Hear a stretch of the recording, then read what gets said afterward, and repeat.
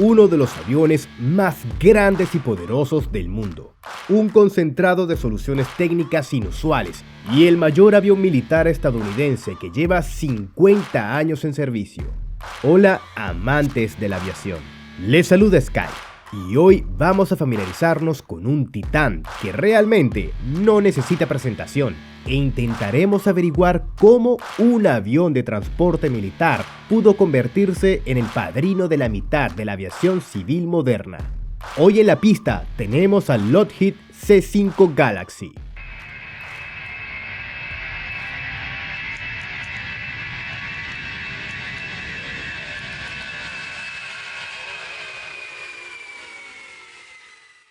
En los años 60, el ejército estadounidense tenía una presencia activa en muchos lugares del mundo y una flota de aviones bastante diversa se encargaba de la logística operativa entre esos lugares.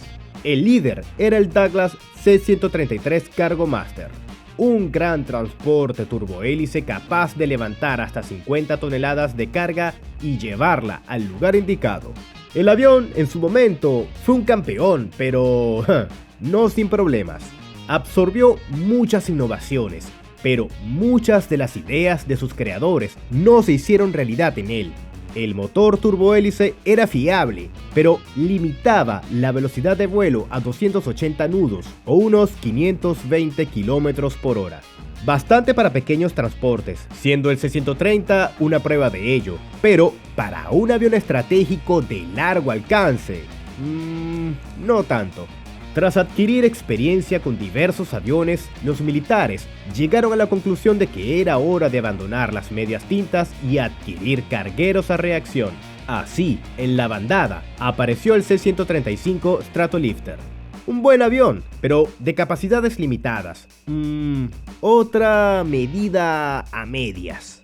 Una solución completa llegó en 1963, en forma del Lockheed C-141 Starlifter. Su capacidad de carga era inferior a la del Cargo Master, pero la velocidad ya era decente y su fiabilidad y flexibilidad muchísimo mejores. El problema radicaba en el insuficiente volumen del compartimiento de carga, pues el coste de la velocidad era un fuselaje estrecho. Pero esto no era un problema para los militares. El C-141 no tenía que ser un gigante y sirvió con éxito en su nicho durante varias décadas. Pero el C-133 no llegó a ser un gigante en absoluto. Su ventaja, el tamaño y la capacidad de transporte, se volvió rápidamente insuficiente. Los aparatos eran cada vez más grandes y pesados.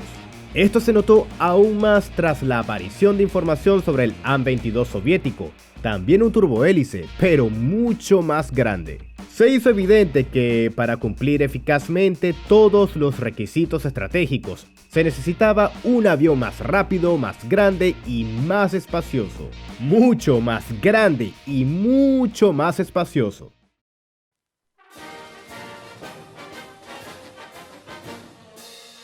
El apogeo de esta búsqueda fue el programa CXX, desplegado a principios de los años 60, que debía determinar la imagen de una máquina capaz de trasladar rápidamente a cualquier parte del mundo, prácticamente cualquier tipo de cargas, soldados, equipos, armas, aviones, helicópteros, vehículos blindados, cualquier cosa.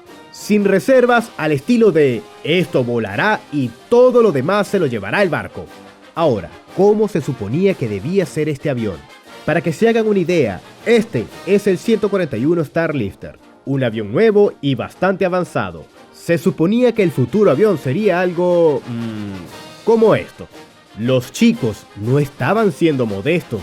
Un enorme compartimiento de carga que podría acomodar más de 80 toneladas de carga, inicialmente. A medida que el concepto se desarrollaba, la ambición y el rendimiento crecían rápidamente y pronto la carga útil deseada superó las 100 toneladas. Además del monstruoso tamaño del avión, había otro problema no menos grave: los motores. La velocidad de vuelo requerida era de más de 430 nudos u 800 km por hora, lo que significaba que tenía que ser un reactor, salvo que, teniendo en cuenta el tamaño y el peso, necesitaría de 6 a 8 motores de la época bajo el ala. como el B-52, y eso sería terrible para un gran transporte. La respuesta a todas las preguntas era simple y colorida: debe haber 4 motores. Conseguirlos es su problema. El colofón de todo este trabajo de investigación en 1964 fue el inicio del programa Sistema Logístico Pesado, o CXHLS por sus siglas en inglés. Boeing, Douglas, General Dynamics, Lockheed y Martin Marietta, cuando aún estaban separados, participaron en el concurso para la creación del nuevo avión.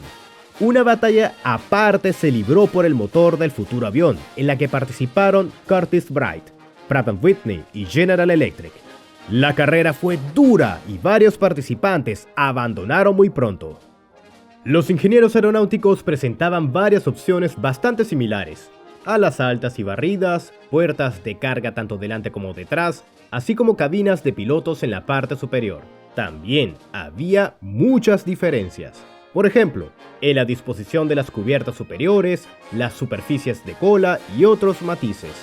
Durante esta época, Pratt & Whitney y General Electric trabajaban en motores y su tarea era igual de difícil, o incluso más, pero encontraron soluciones más o menos adecuadas, que cristalizaron en 2 corazones ardientes: el General Electric TF-39 y el Pratt & Whitney JTF-14. El empuje necesario se logró utilizando una variedad de soluciones avanzadas, tanto para elementos individuales como a gran escala, que eran revolucionarias para toda la aviación. Hablaremos de ella un poco más adelante. El Pentágono anunció los ganadores de las licitaciones en 1965. El futuro transporte pesado sería fabricado por los chicos de Lockheed, y General Electric le suministraría el motor. Y así nació el Lockheed C5 Galaxy. Es hora de ver el resultado de toda esta carrera. Longitud 75,3 metros, envergadura 67,9 metros, altura 19,8 metros. Subiendo a la parte superior de la cola en T, te encuentras en el tejado de un edificio de 6 plantas. Heredando el aspecto general del Starlifter, el C5 deja claro por qué se le llamó Galaxy. El enorme fuselaje no es redondo en sección transversal como se hacía antes, sino que se asemeja a una pera con una ancha expansión en la parte inferior y una parte estrecha por encima. La razón es la inusual configuración y el relleno. El elemento principal de un avión de transporte militar es el compartimiento de carga. Sus dimensiones fueron declaradas por el cliente, que quería colocar aquí casi todo el armamento y poder lanzarlo en paracaídas en vuelo. 5,8 metros de ancho, 4,1 metros de alto y la friolera de 37 metros de largo. Es más que la distancia que recorrió el avión de los hermanos Wright en su primer vuelo. Naturalmente, el suelo de la cubierta está reforzado. Hay sujeciones para fijar la carga y el equipo, así como las líneas de rodillos retráctiles para colocar los contenedores. Aquí se pueden cargar 6 helicópteros Apache o 5 vehículos de combate Bradley o 2 tanques Abrams. La cabina, por supuesto, está presurizada, por lo que aquí se pueden alojar soldados, hasta 270 de ellos, sin contar a los de la cubierta superior. El problema del enorme compartimiento de carga era el acceso al mismo. Una puerta de cola no es suficiente, por lo que se decidió añadir otra vía por delante. Un conjunto de accionamientos hidráulicos eleva la sección del morro y una rampa desciende por debajo. La entrada de cola es menos exótica. Una gran trampilla se eleva en la parte superior, una rampa desciende en la parte inferior y una gran puerta doble se abre en medio, además de una puerta hermética vertical en el interior que se eleva hasta el techo. Como resultado, cuando se abren todas las puertas, el compartimiento de carga del C5 se convierte en un enorme hangar de 2 vías, lo que facilita los procedimientos de carga y descarga. Como las dimensiones del compartimiento de carga fueron establecidas por el cliente y no querían que el avión en sí fuera demasiado gigantesco, todos los elementos auxiliares se desplazaron hacia arriba, de modo que el C5 obtuvo una segunda cubierta extendida sobre todo el fuselaje. como si fuera una columna vertebral. Mientras tanto, el cajón del ala divide esta cubierta en dos partes. En la parte delantera está la cabina de pilotos, parte del equipamiento del avión, así como zonas de descanso para la tripulación. En la parte trasera, detrás del ala, hay una especie de cabina de pasajeros, donde en asientos en disposición 3x3 pueden acomodarse hasta 80 personas, como en un avión de pasajeros convencional, solo que sin ventanas. En ambas partes hay cocinas. Detrás de la cabina de pasajeros hay una sección extruida con mucho espacio vacío llamada hayloft. Aquí están los accionamientos de las escotillas de carga, los pasillos de servicio y una estructura portante que sostiene la cola en T. Una cosa grande que soporta cargas decentes. Así que hay muchos elementos. Por supuesto, el avión no se limita a grandes puertas. La tripulación no las abrirá por cualquier minucia.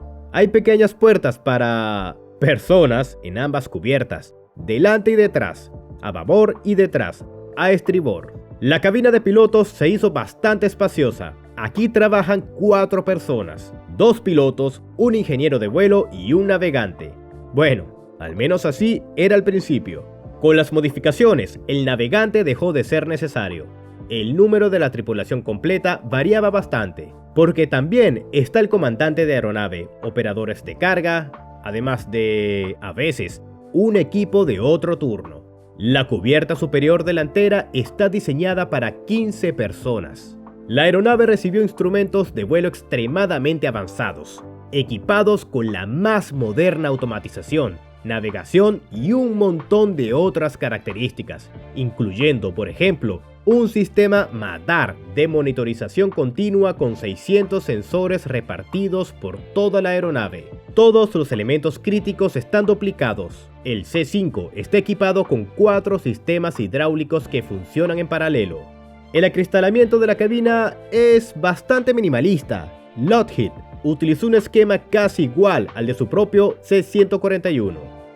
Los diseñadores del tren de aterrizaje del C-5 se enfrentaron a la tarea de fabricar una estructura capaz de sostener un avión de 380 toneladas, no solo en una pista de hormigón, sino también en pistas sin pavimentar.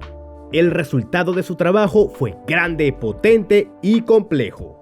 El tren de aterrizaje principal está equipado con 4 grandes patas, en cada una de las cuales hay 6 ruedas por pares. El par de patas traseras puede girar, lo que reduce el radio del giro del avión en un espacio limitado en el aeródromo.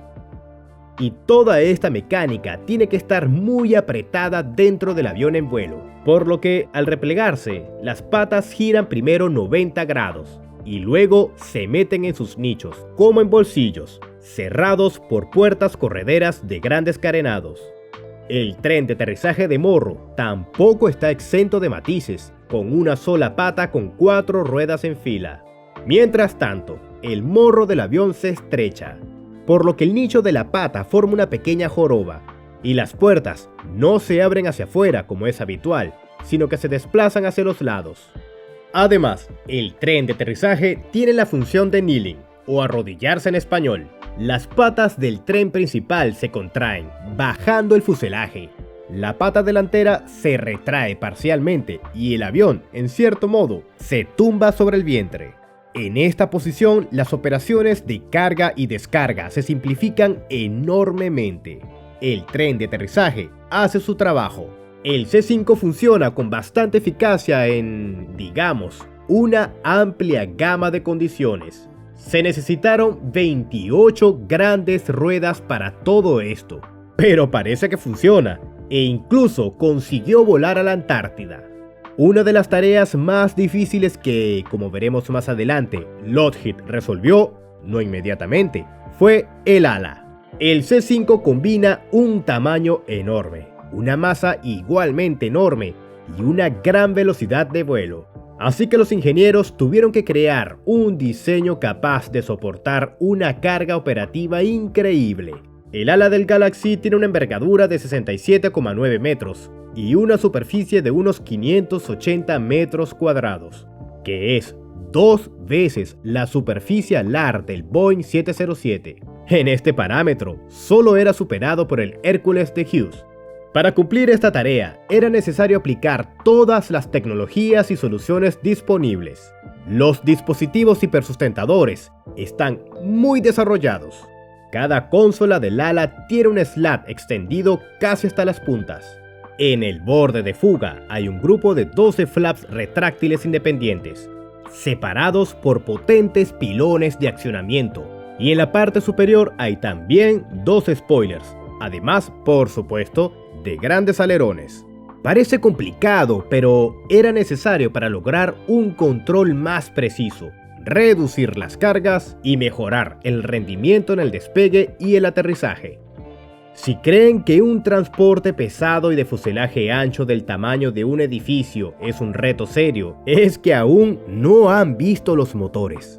A principios de los años 60, los motores a reacción ya eran bastante decentes y se utilizaban activamente, con diámetros de hasta 1,5 metros y temperaturas delante de la turbina que alcanzaban los 900 grados centígrados. En aquel entonces ya existía la configuración de derivación, que permitía aumentar ligeramente el empuje y ahorrar combustible. La relación de derivación era de aproximadamente 1,41. Cualquier constructor de la época diría que esto es bastante decente. Mejora el rendimiento en un 15% y tendrás una nueva generación de motores. Pero sabemos lo que requería el nuevo avión, y los constructores de motores, viendo estos requisitos, decidieron innovar, por decirlo suavemente, pero de hecho se fueron a por todas. Y ahora echemos un vistazo al General Electric TF-39.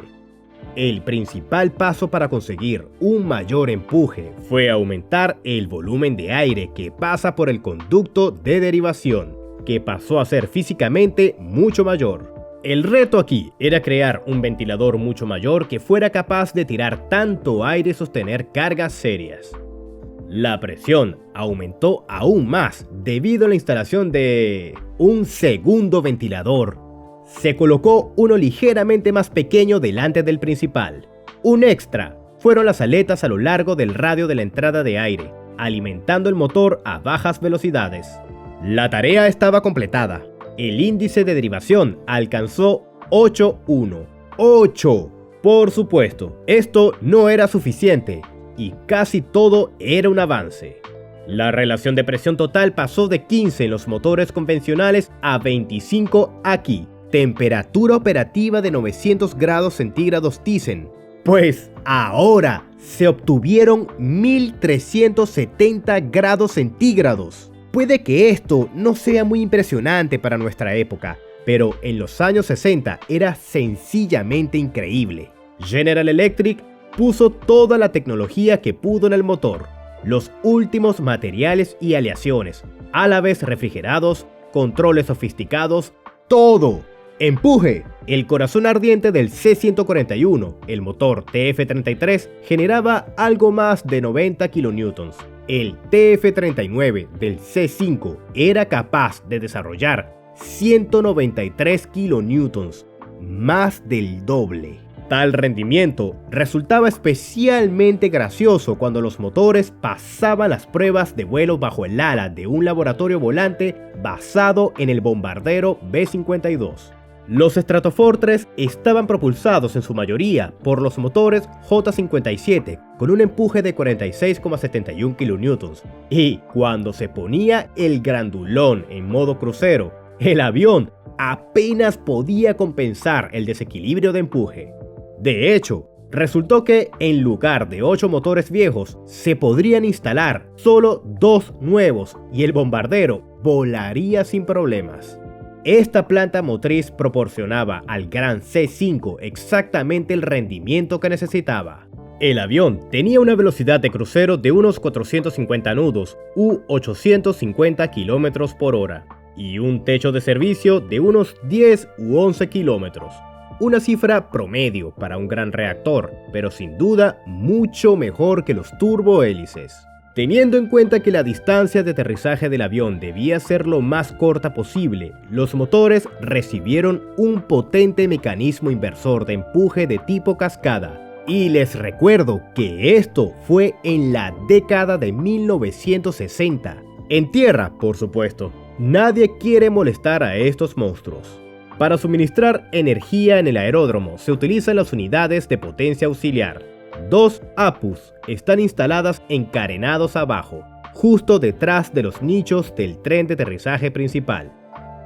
El C-5 es un avión de transporte estratégico e independientemente de su capacidad de carga, tendría poca utilidad sin autonomía, lo que significa que tenía que ser capaz de volar a distancias de hasta 10 u 11.000 kilómetros cruzando los océanos. Con grandes cargas, por supuesto, sería menos, pero no por mucho. Con toda la eficiencia específica de la planta motriz, el apetito de los motores era enorme y tenía que haber mucho combustible. En el interior del ala se colocaron 12 depósitos con una capacidad total de 193.600 litros, o sea, más de 150 toneladas. Para que se hagan una idea, un Boeing 757 totalmente equipado y abastecido de combustible es más ligero. Además, los depósitos son integrales, no hay contenedores separados en ellos, el combustible va directamente a los volúmenes internos del ala. En vuelo, estos volúmenes, a medida que se consume el combustible, se llenan de nitrógeno almacenado aquí. Para cumplir los requisitos de autonomía estratégica, el C-5 también recibió un sistema de reabastecimiento aéreo.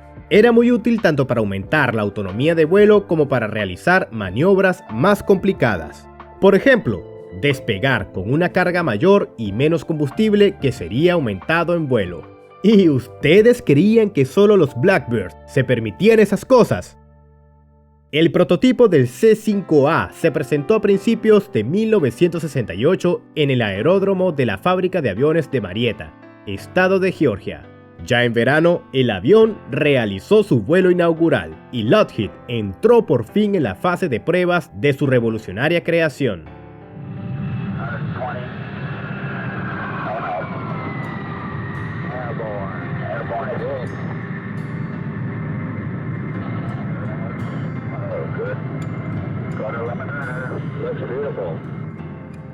El trabajo se llevó a cabo con bastante vigor y las primeras entregas de los C-5A Galaxy de serie a la Fuerza Aérea comenzaron a finales de 1969. En cuanto los C-5 entraron en servicio, entraron inmediatamente en acción. La guerra de Vietnam estaba en pleno apogeo.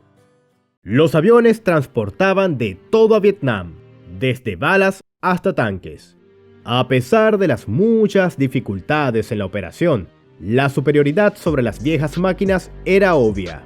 La historia del C-133 prácticamente terminó y en 1971 todos ellos fueron retirados del servicio. Por desgracia, Vietnam no transcurrió sin pérdidas para el C-5. Durante la evacuación de niños de Saigón, se produjo una descompresión explosiva a bordo que provocó una pérdida parcial de control. La tripulación dio la vuelta al avión e intentó realizar un aterrizaje de emergencia, pero el avión no llegó a la base aérea y se estrelló en un campo. De las 314 personas que iban a bordo, 138 no sobrevivieron a la caída. Fue uno de los peores desastres de la historia de la aviación militar de transporte estadounidense. En la historia del C-5, sin embargo, no fue el único. Durante todo el periodo de operaciones, 6 aviones fueron completamente destruidos, de los cuales 4 en los años 70, la mayoría sin pérdidas humanas, la mayoría.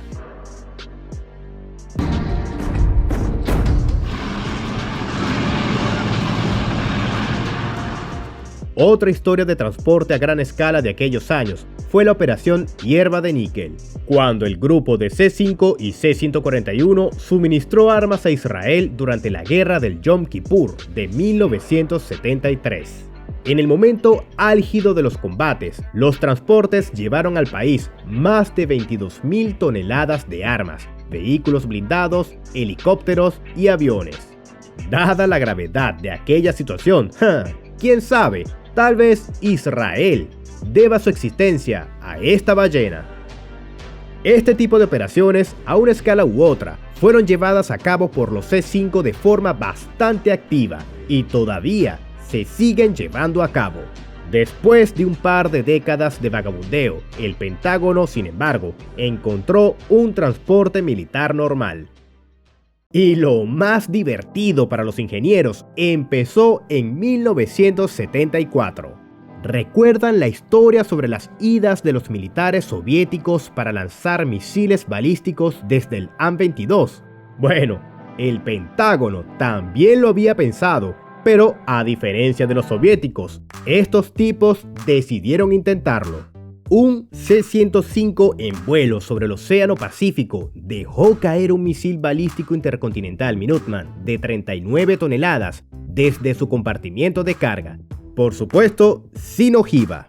En caída libre, el misil encendió su motor, se elevó varios kilómetros y luego cayó al mar, completando la prueba.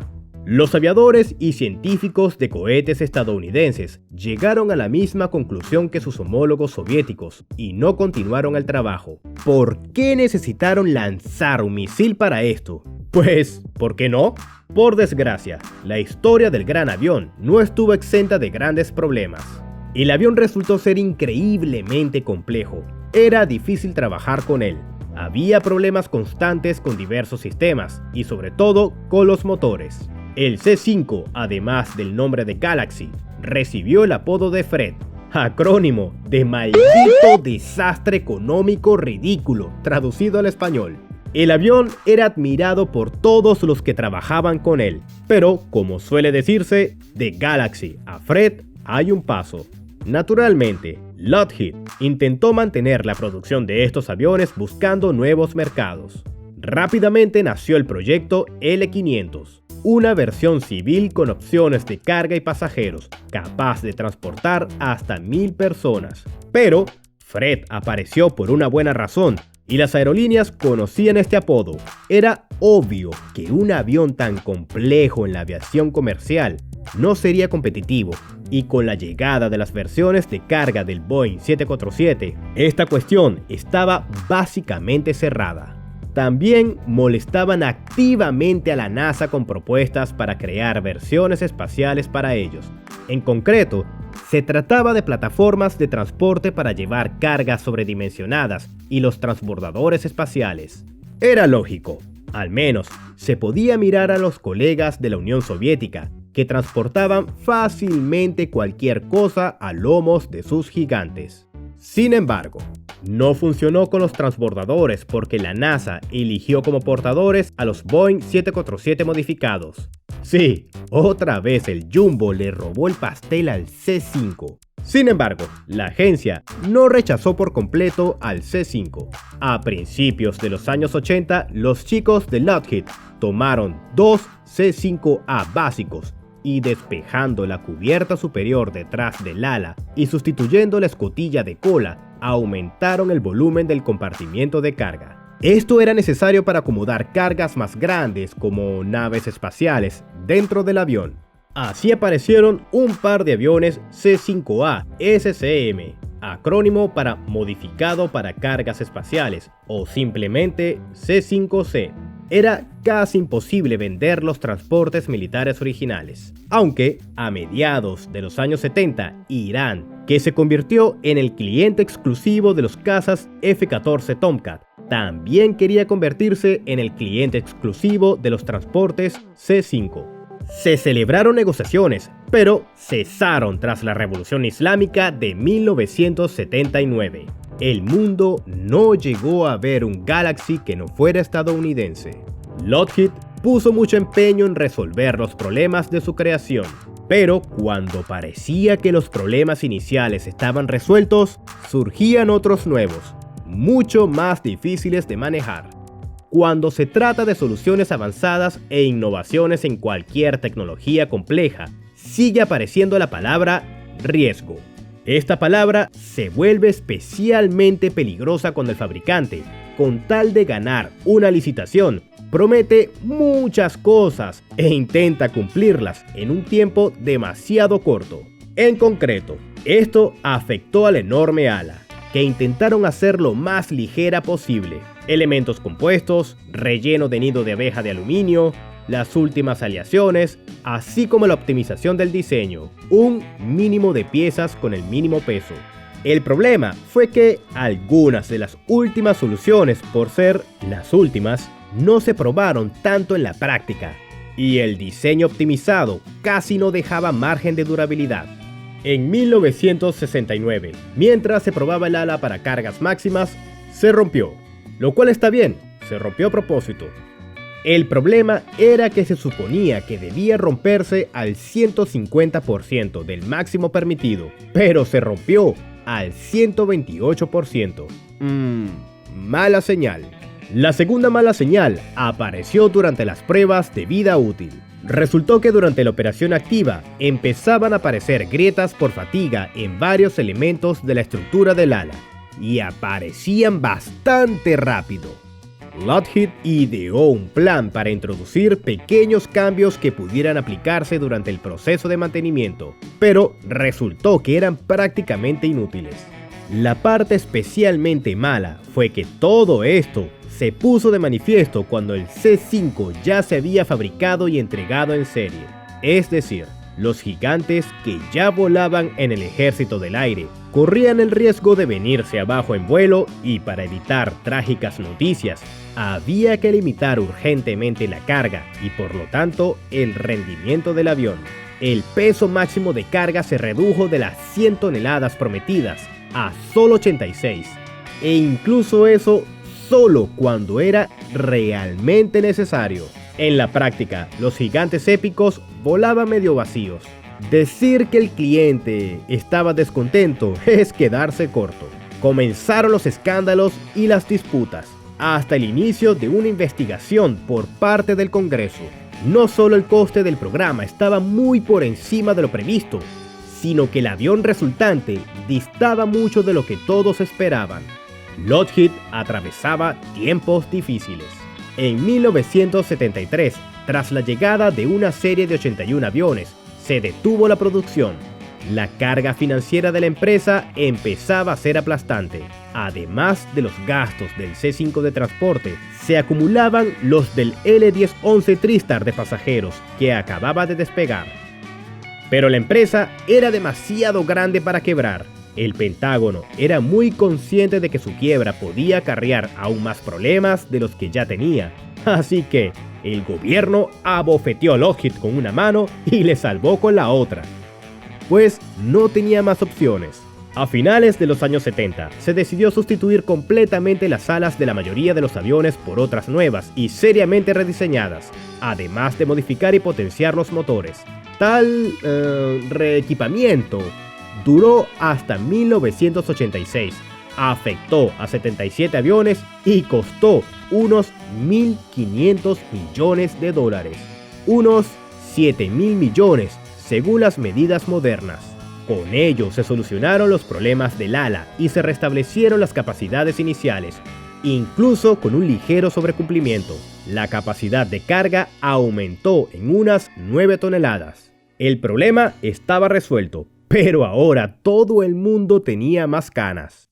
La producción del C-5 se detuvo en 1973 y muchos creyeron que tras la modernización de la flota existente, la línea de producción se cerraría por completo. Pero la historia está llena de sorpresas. Tras instalarse en la Casa Blanca, el recién elegido Ronald Reagan comenzó a su manera a revitalizar el poderío del ejército estadounidense. Al parecer, era débil.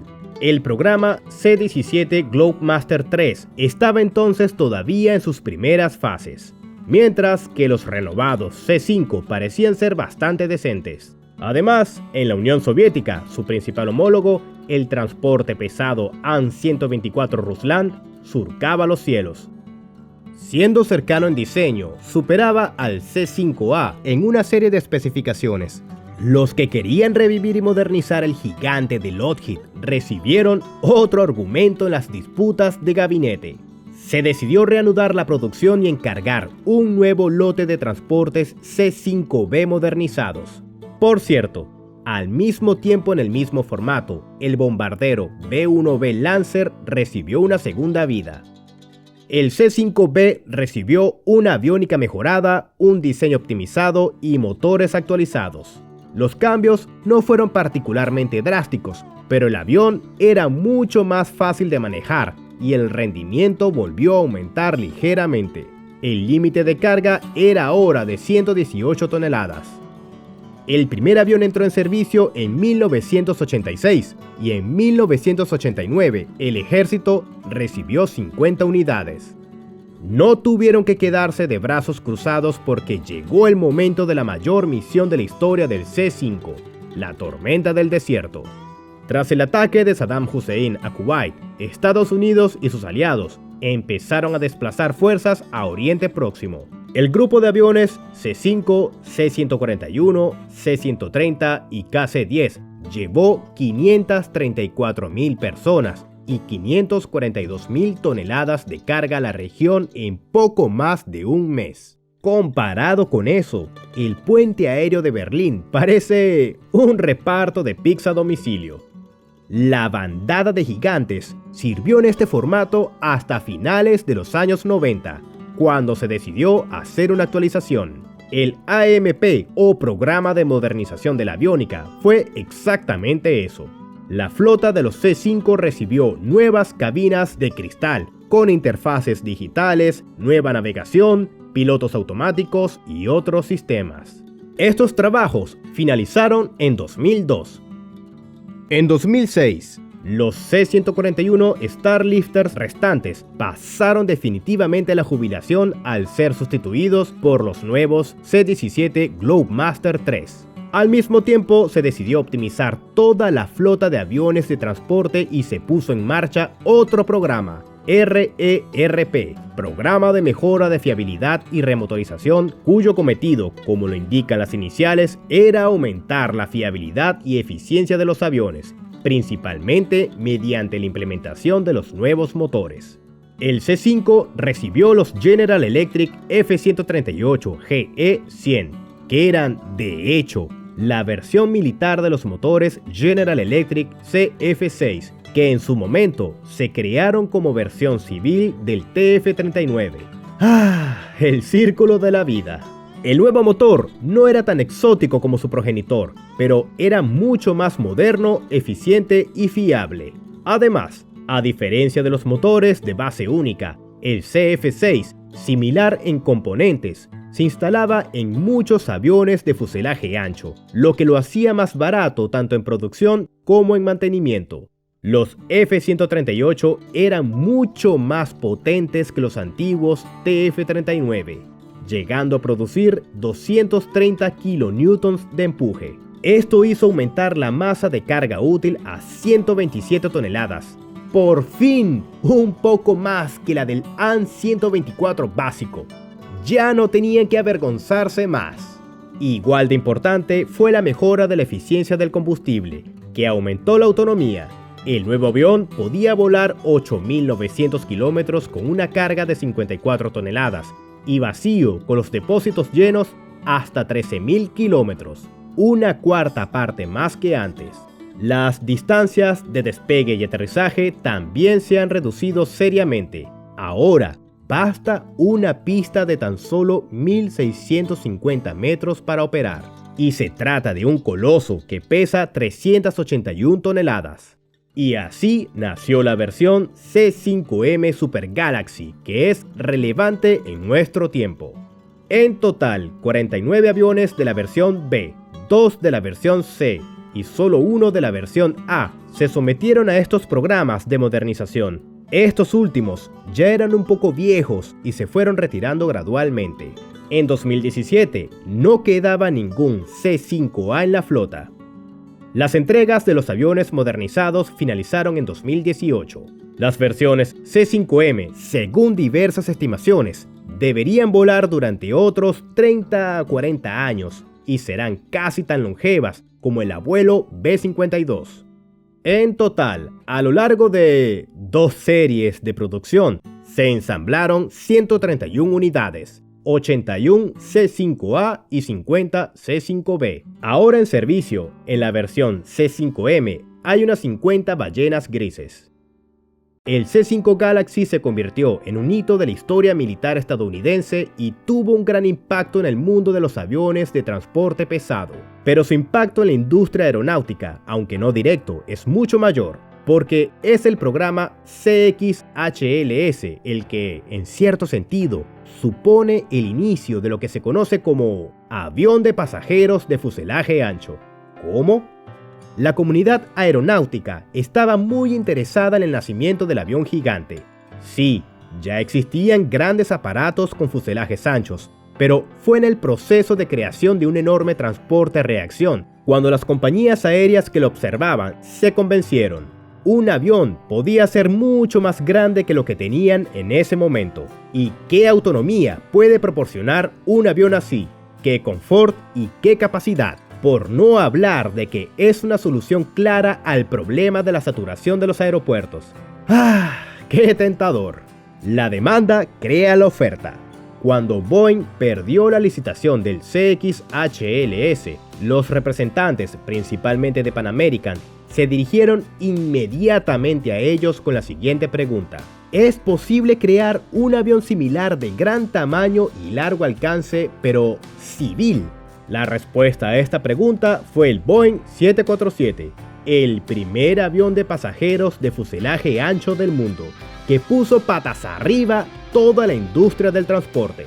Una reina de culto, 50 años de producción en serie y más de 1.500 aviones entregados a docenas de aerolíneas, frente a los 131 aviones suministrados por Lockheed al ejército. Y esto es lo que se puede hacer con la capacidad de volcar incluso una derrota.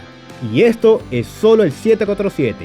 Luego vinieron el DC-10 y el L-1011 en Estados Unidos. En Europa nació el A300, el primer Airbus, y en la Unión Soviética el Il-86. Y todo esto ocurrió en un plazo literalmente de 5 a 6 años.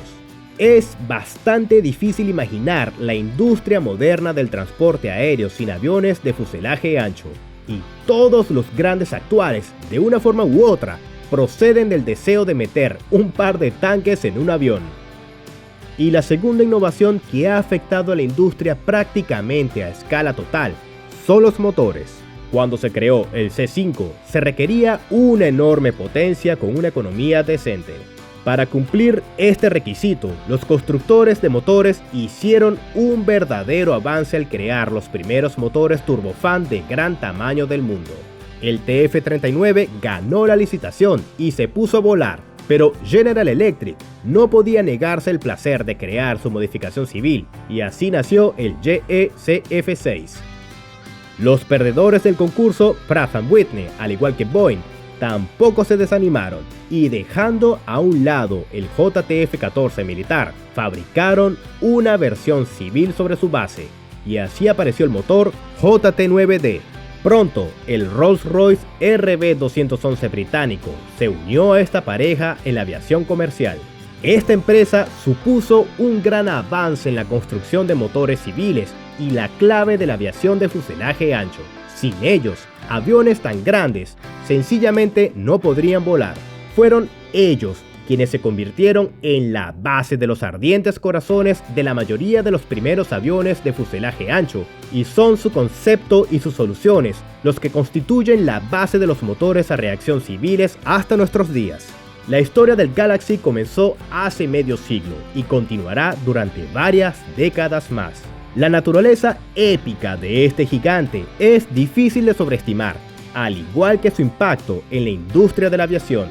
Deseemos buena suerte a la ballena gris y esperemos que no tenga que volar a puntos calientes con tanques en la panza, al menos no demasiado menudo. Y aquí termina nuestra historia de hoy. Dale a me gusta y suscríbete al canal para no perderte más videos sobre aviones épicos y no tan épicos, pero interesantes. Vuelos rápidos en grandes aviones y aterrizajes suaves para todos.